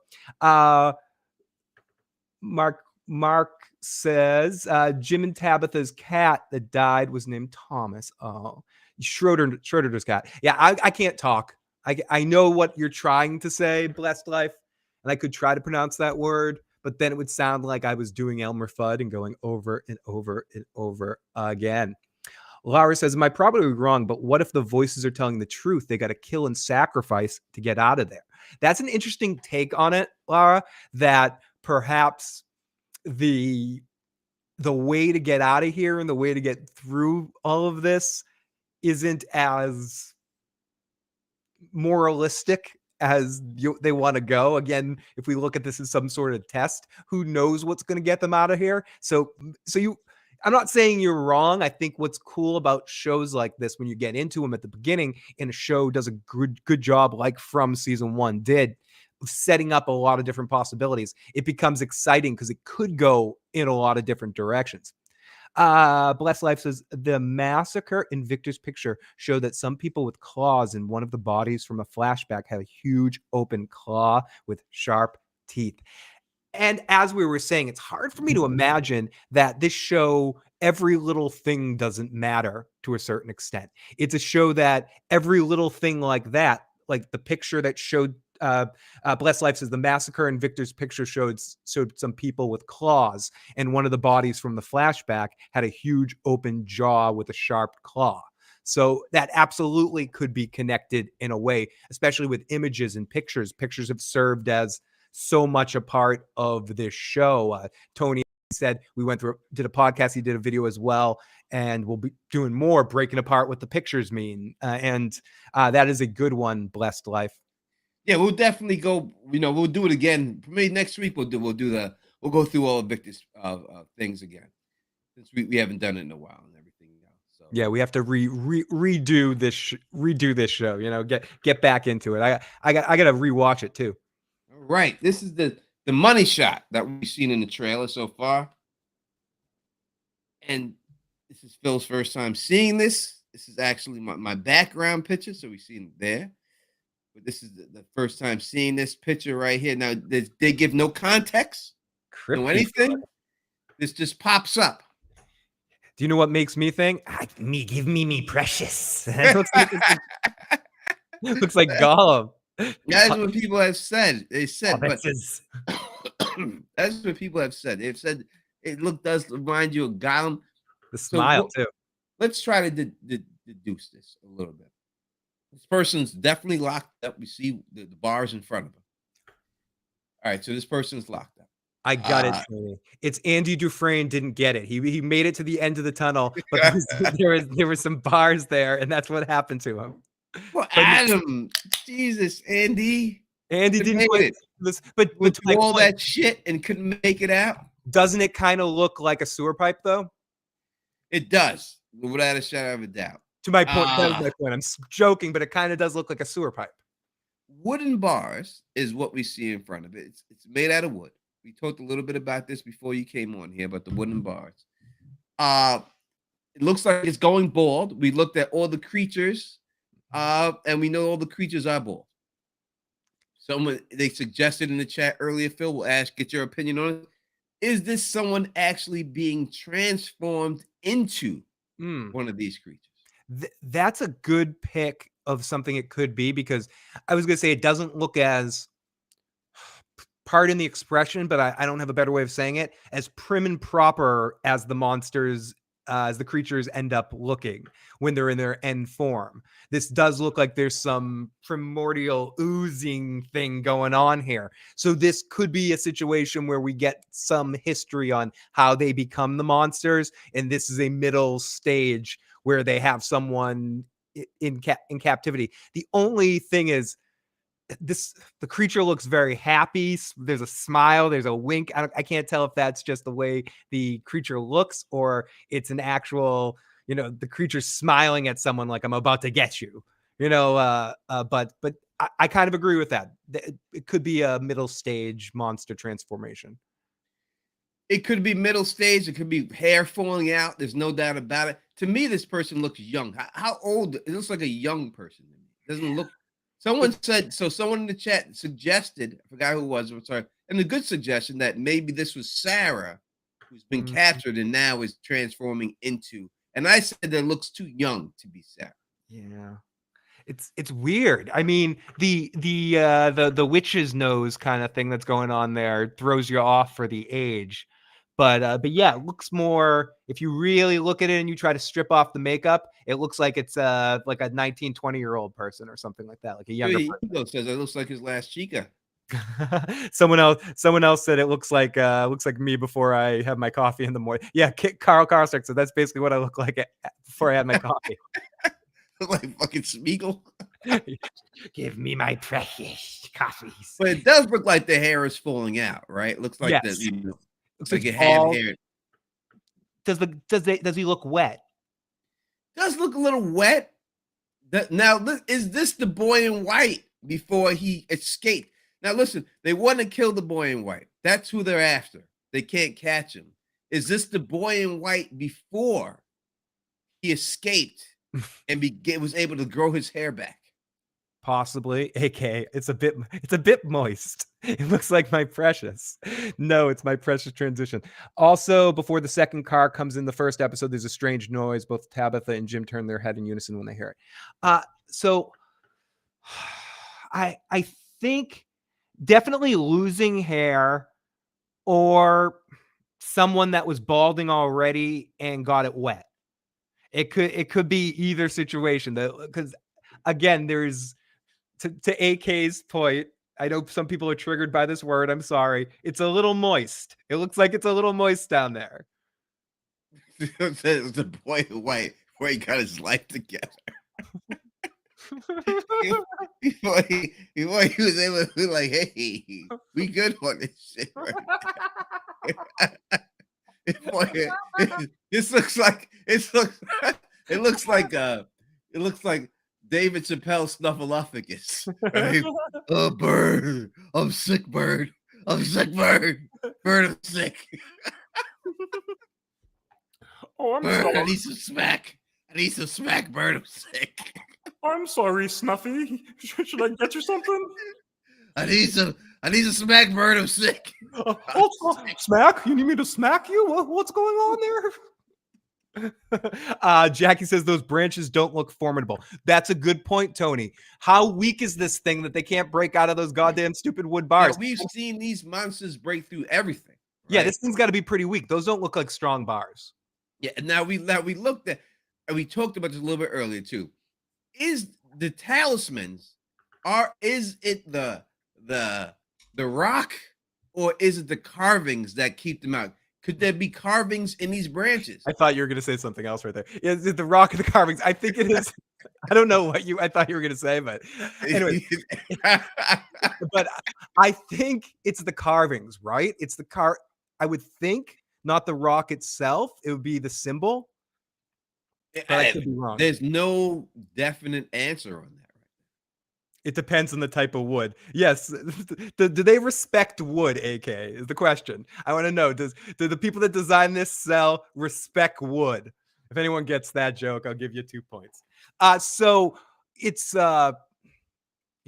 I don't know if there's a stone in there too, the creature can't come out. So, I don't know, Tony. What do you think? I'm not even sure I know what you're taking on this one is. I've heard you ask the it's question hard before. For me to say. All I know is that this person to me looks young, but again, I was wrong because I thought that Porn Stash's girl was young when I first seen her until he started making out with her. Then I seen that she looked older. But when she first came up to the window, I thought she was like a 15, 16-year-old girl. That's what it looked like. So my age could be off here, but to me, this person looks young. Yeah. So I don't know if it's a young girl, or something, but only thing I could say definitely is that they're locked up. And are they locked up and not very? Because again, I'll go to the whole wood thing. The wood doesn't look like strong wood. It looks like that could be easily broken out. So is there a talisman there holding them back? And then again, you have. I'm gonna hold the Teflon the task here. You avoided the question again. When it comes to the talismans, I'm not going to slip past this one. I've heard you ask this question. You've asked me. You've asked LMR, but I don't think you've ever answered it yourself. What's your take on this? We're 50-50 on the pizza pie here. How many pieces in one direction? How many pieces in the other direction? Or do you think it's the combination of both? It seems like it may be. It's hard for me to believe that it's just the rock. Yeah, it has to be. It has to be the carvings in that rock. There has to be the carvings. It's hard for me to think that the rock, listen now, if it's some Superman shit, it could be the rock. Okay, if we go to go down our what if rabbit hole what if Tony's right and it's aliens? Could it be some sort of scientific different element rock that we don't know that somehow is made in the same way that we go the children of the forest stab the White Walkers to birth them with the thing, and so this thing works against them, so it is the rock itself that somehow gives some sort of protection versus the creatures that it helped create, or some sort of weird alien sci-fi kind of stuff. There is a scenario where that's the case, but if we're looking at that as regular rock, as the quality of the rock, if it's just a stone with a design on it, with someone cast a spell or an incantation on it or something, it's probably the symbol with whatever incantation or spell or science mumbo jumbo that was put on the rock to give it the power. It would have to be. It may just be the rock. In all honesty, it may just be the elements. It could be. Rock. It could be. Luna, because you asked this question twice, one to you, one to me. You said, "Wasn't there a picture of a flood in Ethan's drawing? Could the creature have been in the flood?" So yes, there was, without a shadow of a doubt, that there was a rock. A flood in the picture. Mm-hmm. You know what I mean? But we don't know exactly if this creature's been there. But there definitely was a flood. A flood will happen this season. Tony, I need to call another person out in the chat just because I don't know if they're trolling us or not. David says, "I wish I could tell you some spoilers." What, you know spoilers, David? Are you telling us? David's B-Fly. David's B-Fly. Are you another person that's working on this show? You have a script already? All right, so we have we have the art instructor that's in the chat right now. Yep. We also have the social studies teacher in the chat, and now David B-Fly. David says he's on the show. He says he's on the show. I'm on the show. I'm not saying I don't believe you, David. I'm not saying I don't believe you. His name is David is being incognito. Is this right? Julie? Is Julie watching us? Is this Julie? Julie, are you watching us? Are you the character, Julie? Call Phil, Julie. Yeah, please. If this is Julie, hi. But no, I'm kidding. But if this is who is watching us? Now I'm All but right, so this person, she's David Beachfly, says they're a Colony House resident. Get me some All weed. right. Get me some damn weed and get Teflon and I in that damn house. Yeah. Give me some of that Fatima Kush. I want to be a goddamn extra in that house. Put me in that motherfucker. David's like, I'm not Julie, and I'm not giving anyone Phil's number. That's not happening. Listen, if I was in that house, I'd just walk around with my dick out all day. I would. There's no sense of getting dressed. There's be no sense of anything. A blunt in one hand, walking. You just have to. Like, listen, there's monsters outside. Like, why wouldn't you just be out there walking around with your dick out? Yeah. I mean, it makes no sense for anything else to be in there. Jackie's in there doing our investigating us for us there. Thank you, Jackie. We'll see. David B. You know, he said call the hotline number. David B. 781-990-8509. We really don't want, you know. We'll see who else we got. We have the person. Could it be Donna? They said Colony House. Donna could be watching us right now. Elizabeth could be watching. It could be Donna. Listen, what do we say to the guy that spoilers? Not today. Not today. Not today. But thank you. If you are who you say you are, and not if you're trolling us, good game. If not, thank you so much for checking this out. You can always hit me up on Teflon TV. You know, if you want to talk and everything else, if you're a resident, you can always hit me up on my email. Put it in there before. When contracts are off, we'd love to have you on. Yeah, we can have you on. We'll definitely have you on. And I will not give anything. We won't ask you for any spoilers or anything like that. But just the fact that you were on the set and everything else, I would love to speak to you just for that reason. Contact me at my email address, David's B-Fly. And, you know, we could put one of the voices on there, you know, and put them in shadow. Hello, I am from the show. Like, what is it? This is what I really happens. I'm really a woman. Disregard my large nutsack. I'm a woman. Disregard that. Yes, is my dick over my shoulder? Disregard that. I'm a woman. Okay, let's and only one question for the chat for David. Were you in season 1 or are you debuting in season 2? That is what Jackie C is actually right now. Oh, Jackie C is asking that. Awesome. Jackie C is on it. Thank you, Jackie C. Jackie C, you and I, Jackie C.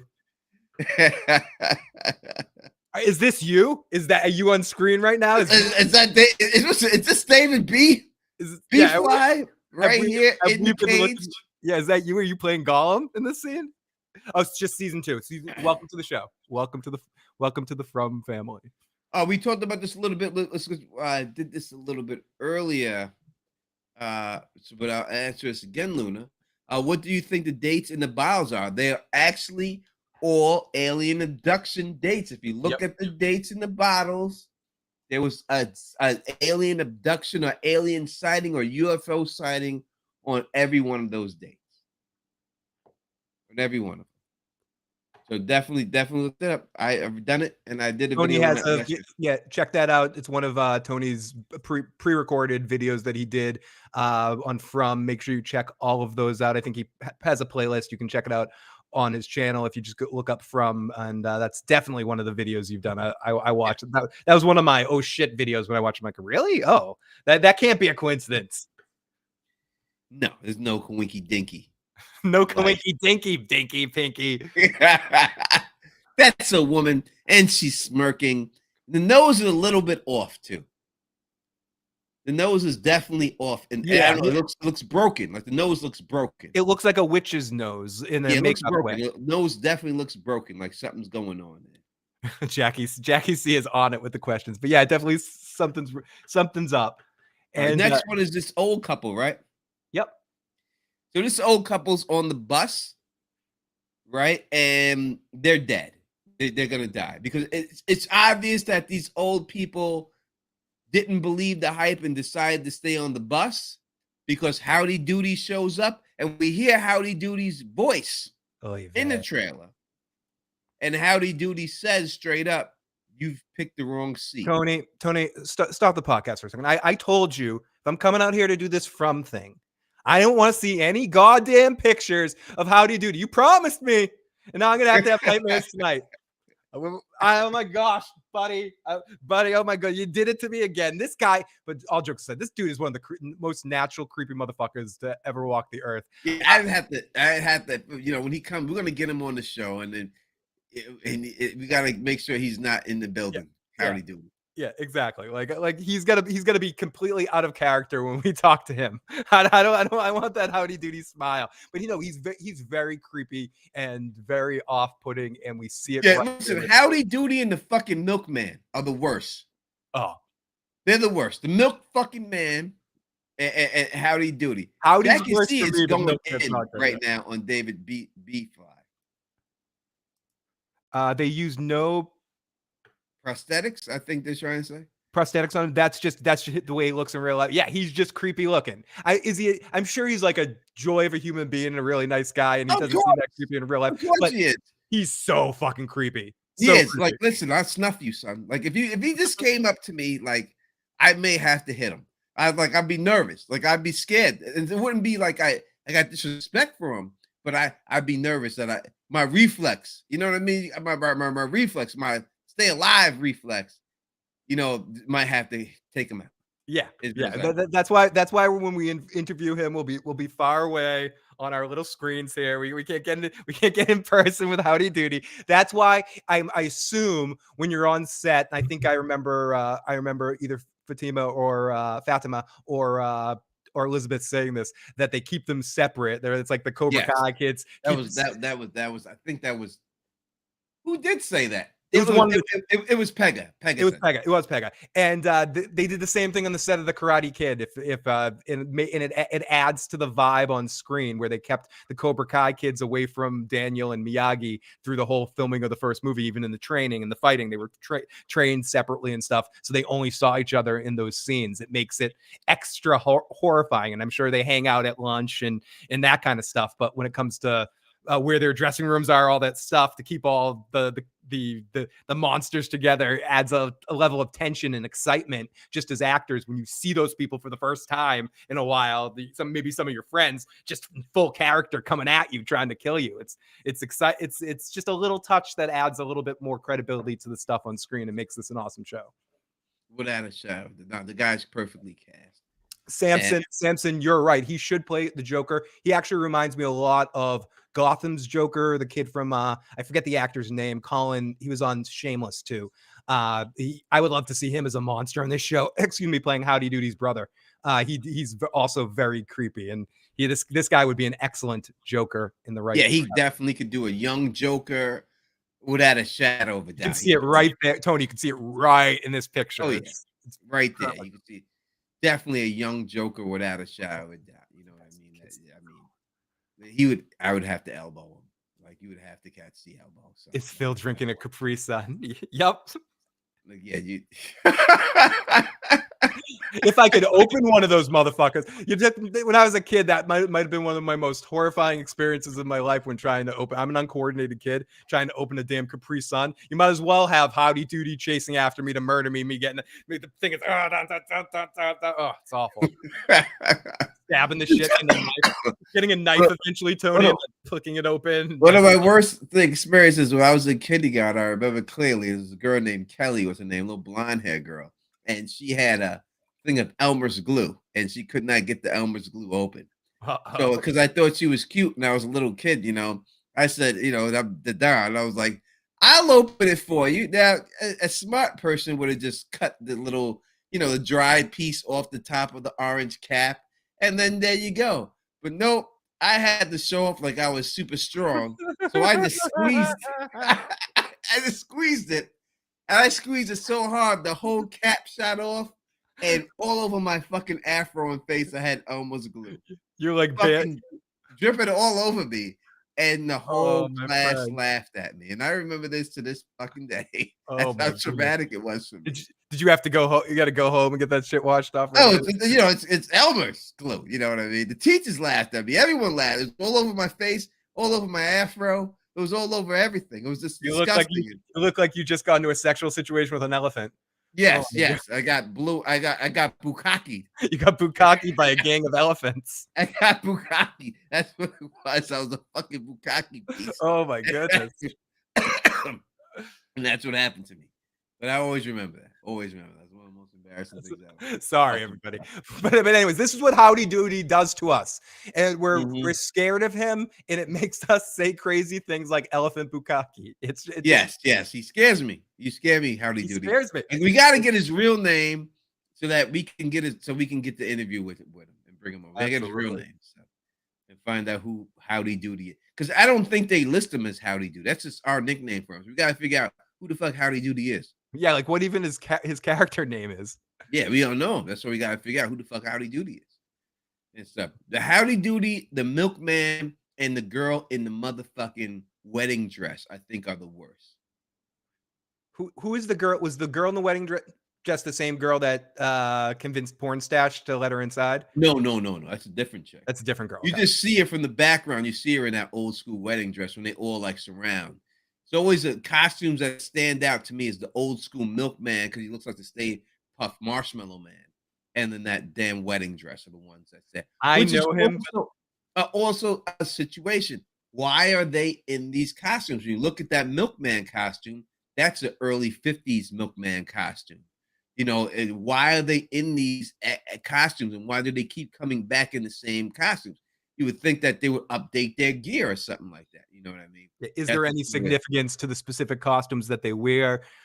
Is that just part of is that their outfits for the game that they're playing that they need to put on when they go back to the place that they go in the daytime? Oh, Dave Beachfly is saying that he was just a background actor that they gave lines to. So he wasn't even like So that's one of the best positions to be in when you show up there as an extra and you became a featured extra and at the moment they'll go, hey, any of you extras here think you can pull off a line or go over and they'll usually pick someone at random. Like in the Larry David movie that I was an extra in, they didn't pick me. They picked the guy next to me to go like sit at the bar and go, hey Larry, you want a drink? they say smiley guy Jamie Maguire. Can you write that down, Phil? Jamie Maguire. Smiley guy, Jamie Maguire. We're gonna have to get in contact with McGuire. Let me do this. Thank you, Moon. Did you? I haven't watched either of them, Tony, in a while. So especially since I've known you in your two movies starring cameos of Carlito's Way and the Howard Stern movie. Do you have a line in either one of them? I do not have a line in either of those movies of the Howard Stern movie that I was in or the Carlito's Way movie. I have no. I love that you were in Carlito's Way because it's probably one of my favorite movies of all time. So it's if I'm playing that Kevin Bacon 6 Degree Separation game where I'm trying to get somebody to like I can. Well, Tony was in Carlito's Way, which connects to me, which connects to John Leguizamo. There you go. I've connected to John Leguizamo. There it is. I've worked with John Leguizamo. There it is. When I showed that, yeah, you can see me. You see me crystal clear in the Carlito's Way movie. It's just that I have an afro wig on, and I have a Heineken in my hand. I've asked you this before, but is it in this? It's in the pool. Is in the pool scene? No, it's when he's outside playing handball. Oh, okay, towards the beginning of the movie when he gets and when he's out there playing handball, I'm walking across the street with a Heineken in my hand and have a brown vest, leather vest on, nothing, no shirt underneath it, and afro wig with a Heineken in my hand. So you go watch that, you'll see it. You'll see that 100%. Howard Stern movie I'm in. I think they showed me 3 times in that movie. It's the AC/DC concert at the end, and I'm in a pink polo shirt, and I have no hat on, and I have a pink wristband on my hand because that's the section I was in. And Brody, we definitely will. The we do this every week, Brody. We're here every week with these, and it's at least once a week. I dropped 2 videos today on From. I'll be dropping videos every day, every week, at least 1 video a week on that, and we'll be doing 1 live stream every week. So next live stream we will do all of Victor's pictures again because we haven't done it in a while. We'll bring it back. We'll do all of Victor's pictures, all the drawings that we have seen, and we'll break down all those for you people next week and everything. And I just looked it up because I wasn't sure. From is premiering on April 23rd. So we don't have too far to go to get to the premiere of season 2. And if you don't know, it used to be Epix and it just got rebranded to MGM Plus. And in the MGM Plus, this shows you how much that I think they're hoping that From is one of the shows that pushes them through is their Severance that are getting more people to watch Apple Plus and bringing more people in because of From is in all the commercials for MGM Plus. It's Harold Perrineau doing the voiceover, like join us, join MGM Plus. So I think they're trying. We'll get a big push. They're pushing it. They rebranded to try to get more people to watch it. So we'll see if it works. It's an amazing show. I hope it gets the viewership it deserves, Tony, because that's the only problem now in this day and age, because it's such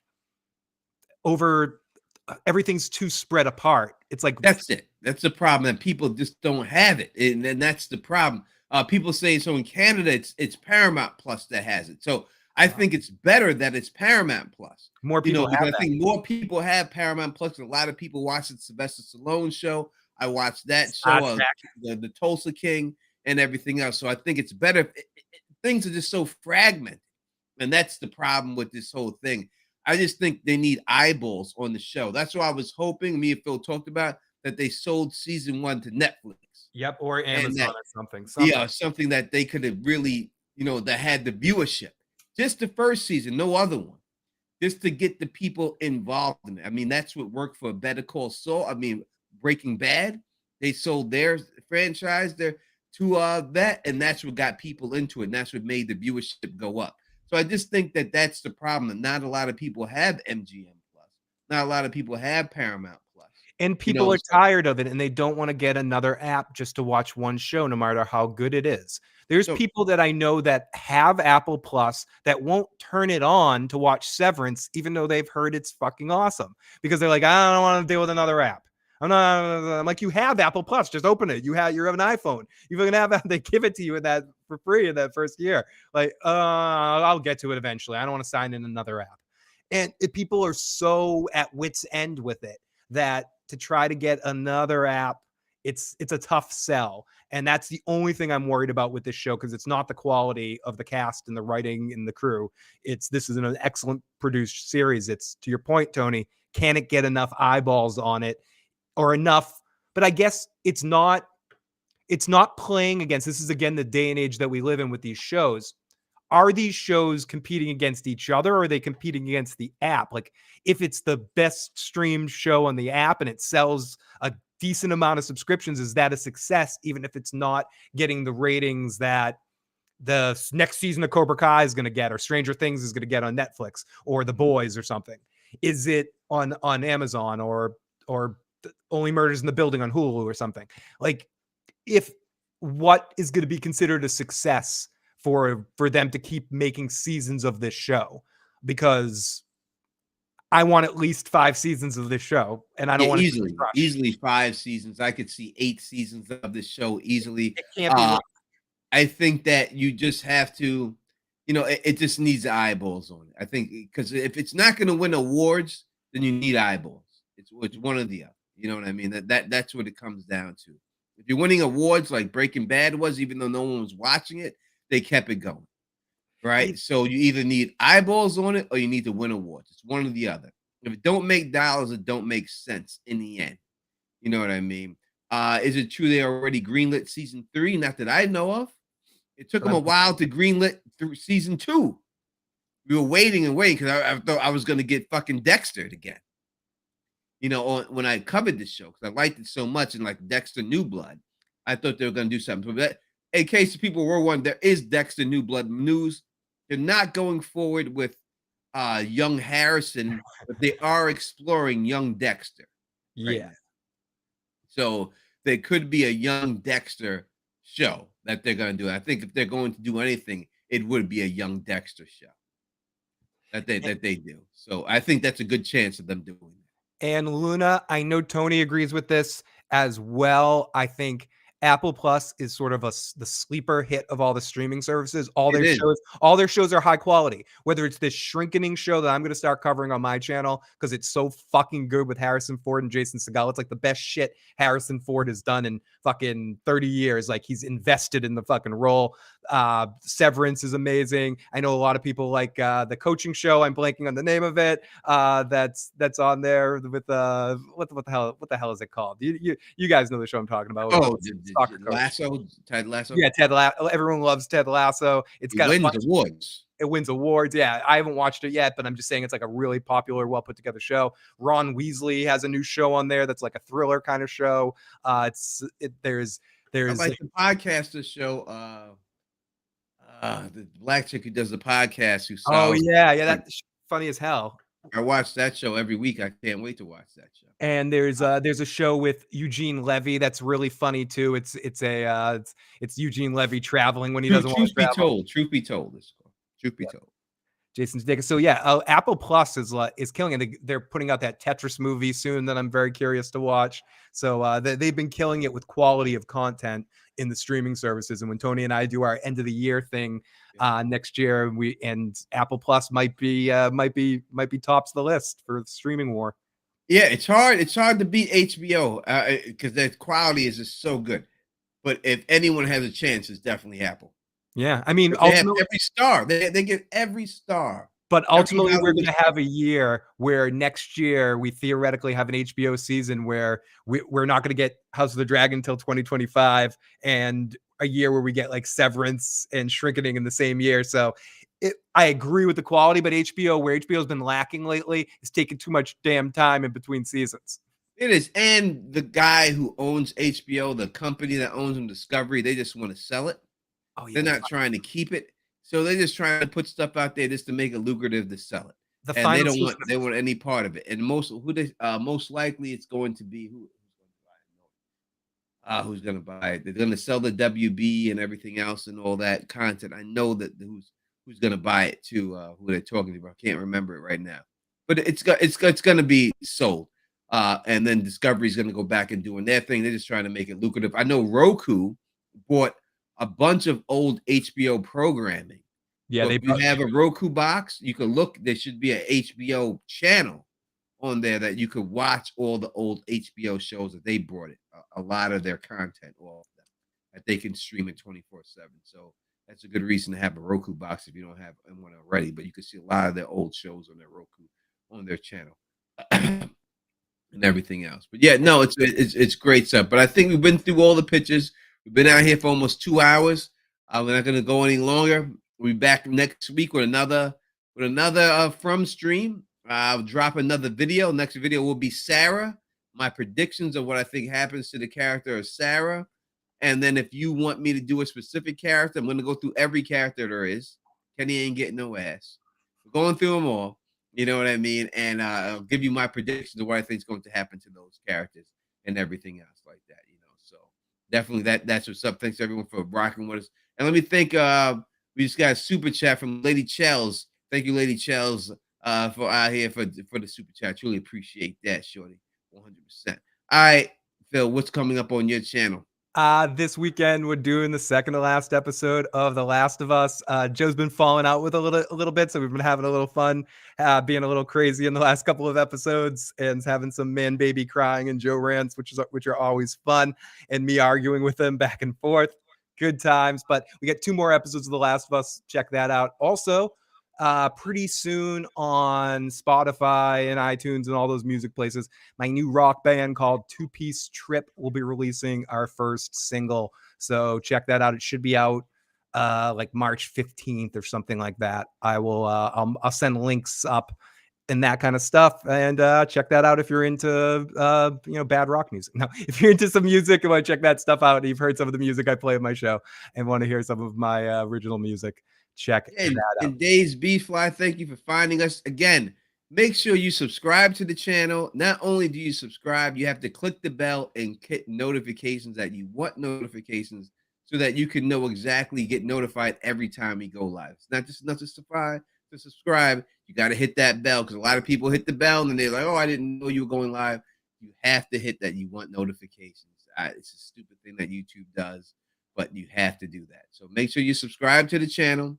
Cannot wait to do another one. Listen, maybe we're back later on this week. Who knows? You know what I mean? Having a good time on this from stuff, but we're going to be doing from. the pregame show every week. I'll be doing that before the show drops, and then we'll be doing the after show. Phil, you doing the after show? Probably. We're doing the after show on Phil's channel for the after show, and then we'll be doing weekly live streams during the week and everything. What day does it premiere? It's on Sundays. Oh, right? perfect. It's a Sunday spot. Yeah, Perfect. Yeah, so we'll be good to go. So All right, people. Thank you for rocking with us as always. Phil, thanks for rocking as always. My pleasure. Let's just hide that thing so I don't have to see it anymore. Hey, if you like the way to do this, please thumbs up this, spread this across the realm, and as always, subscribe. And until next time, you know who it is. Peace and stay sexy. Look, I hit my camera. The camera disappeared instead of shutting off the stream. That's how I tried to end the stream by hitting my camera. That's perfect. See, you guys get the after show too. You guys get You a little do. after.